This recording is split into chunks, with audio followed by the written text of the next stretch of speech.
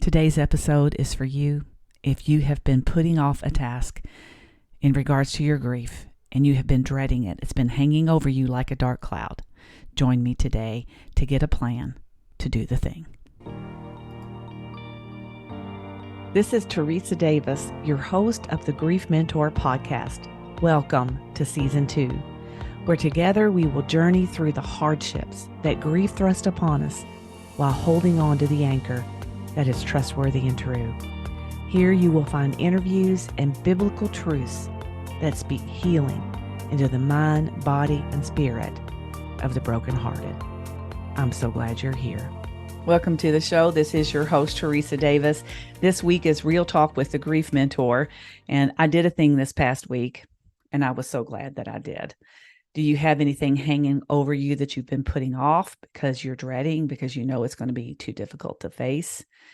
I've been staring at the same tote in my garage for the last several years. It's a big tote, like a 25-gallon tote full of Andrew's clothes. And the last time I opened that tote was to make blankets for my grandchildren. The determination to make those blankets is what got me through it. But I remember all too well how it felt when I opened up that tote the first time and was overwhelmed by seeing all the clothes that was never going to be worn again. And then there's the scent that made Andrew. And I remember being in a heap on the floor for about 30 minutes. And I allowed myself at that time to feel all of those feelings, to process my grief. And then I made a decision to get off the floor and to get up and make those blankets for those children. I was able to get enough squares of his clothes to make them a full-size blanket. And then the plan was that we were going to have embroidered on the corner, "I love you," their name, and put Dad. And then it was Erica's idea to use Andrew's handwriting. So she gave me what I needed. And then I was able to, I wasn't able to do that myself. I don't have a sewing machine that can do that, but I took it somewhere and someone did that for me. And it turned out really nice. But after those blankets were completed, I put everything back in that tote, including the clothes that were cut and the clothes that still were whole, and put the lid on it. It was so big, I didn't have anywhere to store it in the house. So I took it out to the garage. Well, thing is, there's nowhere in the garage to store it, right? That big of a tote. We don't have a shelf big enough to put that on. So it ended up sitting between our two vehicles where Tony and I pull in the garage. So right in the middle of our cars, it sat right there. So every time I pulled in and out of the garage, I had to navigate past that tote. And why did I put it off, guys? Why did I do it? You know, I'd love to hear from you if you've had to manage clothes of someone you love or belongings. I'd love to know what you did with it, how you decided to manage it, what you kept, what you gave away. Andrew obviously didn't live with us, so Erica managed the most of his clothes. She had just given me this tote with these clothes that she had selected for me to use to make their blankets out of. But one of the things that I've done as a mom is that I've saved a lot of things from my children's childhood. I saved the outfits that they came home from the hospital in so that I could share that with my children when they had children. I saved their first pair of shoes. Remember when the first pair of shoes, guys, was those hard-soled, white, laced up shoes that they don't even really recommend anymore for children? But both of my children had those, and you may be familiar with those. So I saved both of those. I saved some of their first toys. I saved some of their first games.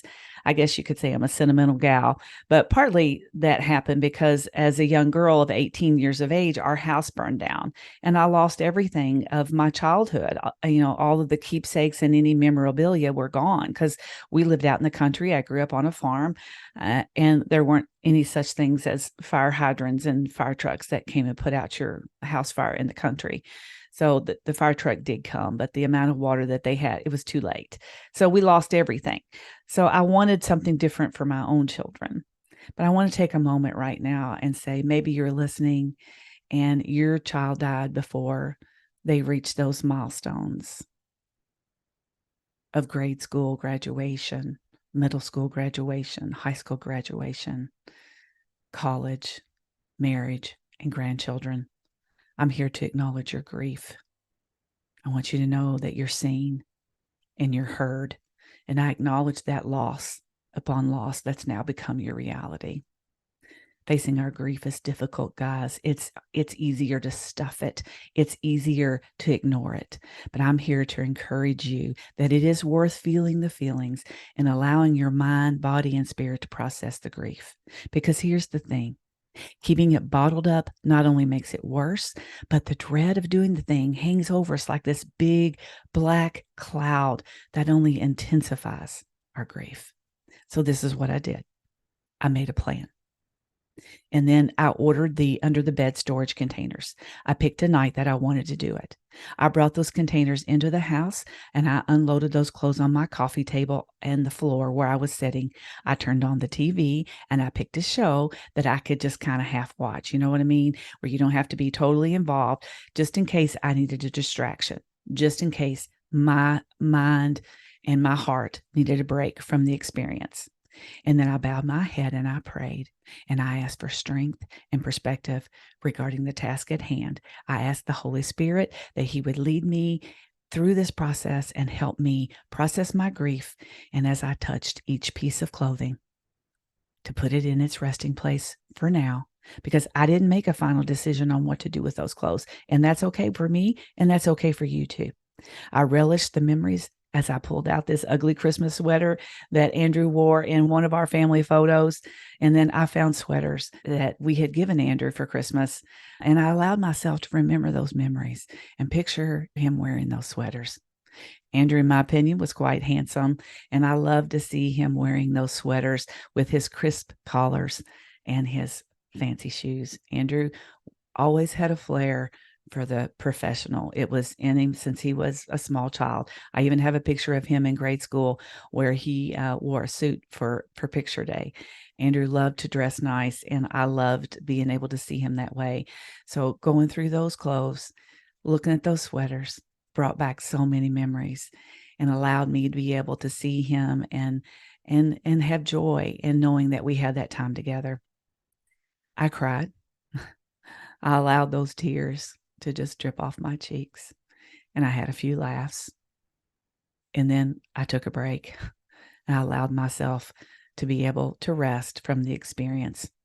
And then after it was all done and I was sitting on the floor, I thank God for all the years that we had Andrew with us and for the memories that now bring me joy. Now I drive into that garage and I no longer face the dread of the tote or what to do with it. I feel good about my decision, and I know that if I decide to do something with those clothes later, I can, right? So if this is you, I want to give you some steps to be put in place so that you can do the thing, whatever that is for you, so that you can relieve yourself of that dread. Here's the thing, guys. Control what you can control, right? That's the way grief is. We can't control that our loved one is no longer here with us, but we can control how we process our grief. So do the thing. And here's your step-by-step process to do the thing. Number one, make a plan. Now, for me, that was deciding to get some under the bed storage containers from Amazon. They were cheap, they weren't expensive. I just bought what I needed. So make a plan, do the thing, whatever that is for you, whatever you need to do your plan, write it out and get what you need. Number two, decide when you're going to do it and mark it on the calendar. That way you can make yourself accountable. Maybe if you don't want to do this by yourself, maybe you're a widow and you don't want to do this by yourself and you need some help.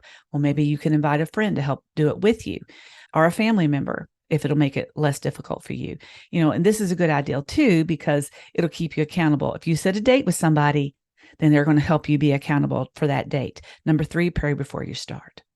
Ask what you need in your own words. I ask the Holy Spirit, this is exactly what I need. I need you to be right here with me in this moment. I need to feel your presence. Please help me as I process my grief and allow me, Lord, to be able to feel the pain alongside the joy. I asked specifically what I needed from the Holy Spirit. And then number four, set the stage for distraction if you need it. For me, it was a TV. For you, it might be if someone can't come sit alongside you while you do it, maybe you take a break while you're doing it and you get on the phone and you call somebody and you say, you know what, I'm halfway through. Maybe you could let somebody know, you know what, I'm doing this. Can you pray for me? Can you pray for me while I'm doing this? And then you can give them a call and you can say, you know what, I'm halfway through and this is how I'm feeling. Can you pray with me? And just take maybe a little bit of a break there and process that with them. And number 5, do the thing and allow your mind, body, and spirit to process the grief. And then when it's all done, pray. Pray, thank the Holy Spirit for showing up. Pray and thank God for the memories that you do have, whatever those memories are. Because, guys, I'm going to tell you something. The things that we have left behind of the ones that we loved is evidence that they lived, right? So embrace that. And thank God that you have the memories and the time that you had together with the one that you loved. Now, you can take a deep breath and know that the thing is done and it's not hanging over you anymore like a big dark cloud. I'm proud of you. I'm proud of you for taking this step. I'm proud of you for making this decision to do the thing. Grief's not for weenies, guys. It's the hardest thing I've ever faced in my life, and the challenge is real. So I'm rooting for you. So I want you to make a plan. And if you need somebody to help you remain accountable, message me. When you've got the plan made, message me. Send me an email. Send me a direct message and let me know, this is what I have planned on the calendar. This is the date that I'm going to do it. Maybe you could even take some before and after pictures to show me. And if not me, somebody else, okay? It'll just help bring somebody into this experience with you so that you're not all alone and that you can work through it. I highly recommend you do that if you're by yourself. Bring somebody into this with you to help manage it. Even if they can't be there physically, you can talk to them on the phone, or you can message me. You can email me. You can direct message me and say, hey, I'm doing this thing here. Would you pray for me? And then you can let me know when it's all done, because I will commit to pray for you while you're on this mission. And that's all I have for you today, guys. So until next time, take care. Was this message for you today? Before you walk away and forget what's on your heart and mind, I want you to jot down your plan. Make a plan right now of what you need to do and set a date. And then hold yourself accountable. Have you grabbed your free grief survival guide? You can find that link in the show notes. I also have available on my website a grief worship playlist. I know music is hard for many of us, but these are songs that I have collected over the course of the 4 years that I have been grieving the loss of my son. They are very special to me, and they've spoke to my heart in many, many ways. And you can get that playlist by visiting my website and join my newsletter. If you want to be a part of the Grief Mentor community, I send an email out about once a week. Joining my newsletter gives me a way to communicate with you in more of a personal way. And on occasion, I add some bonuses to my newsletter that I don't share anywhere else. And it also gives you the opportunity to respond to me as well. Bye-bye for now. See you next week.